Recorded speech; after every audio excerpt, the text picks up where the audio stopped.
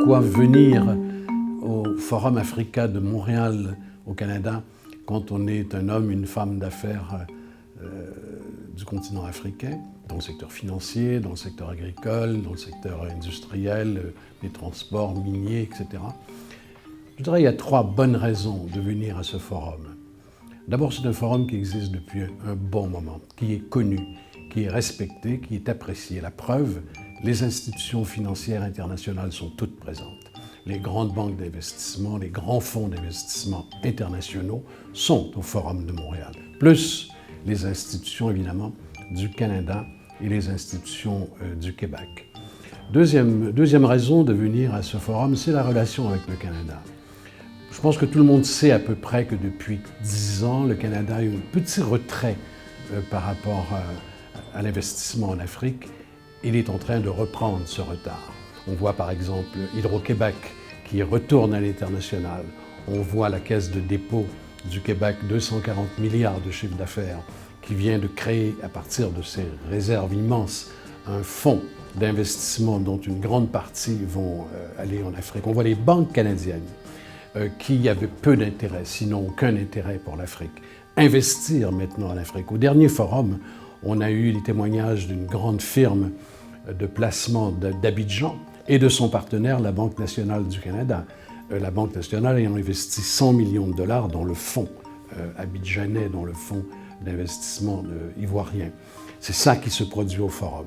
On met en lien les vrais investisseurs, ceux qui, au-delà de la parole, ont les moyens de leur politique, et on commence à avoir de très grands résultats. Je viens d'en donner un, Banque nationale et ce fonds africain. La troisième raison, je dirais, c'est la dimension des entreprises aussi. Il est assez facile pour l'Afrique d'avoir les très grands groupes internationaux, etc., qui viennent s'installer et qui très souvent n'ont pas beaucoup de connaissances. Ils appliquent à l'Afrique les méthodes qu'ils ont utilisées un peu partout dans le monde.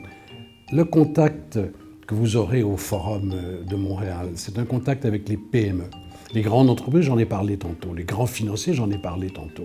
Mais la rencontre 1 à 1 entre un partenaire africain et un éventuel partenaire canadien, il y en a des centaines qui se font à chacun des forums. Et ça se fait avec des entreprises qui ont des tailles comparables ensemble.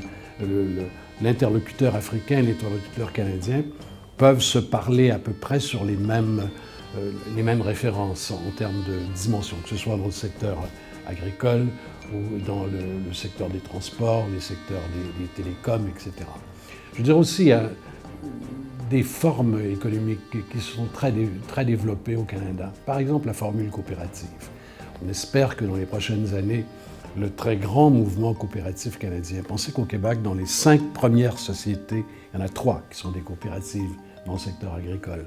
Que ce domaine-là, pour organiser l'agriculture en Afrique, pour organiser la production agricole en Afrique, pour que l'Afrique puisse nourrir ses 2 milliards de citoyens dans 25 ans, on espère que la formule coopérative va se déployer à partir du Forum de Montréal vers les campagnes, vers le marché agricole et agroalimentaire africain.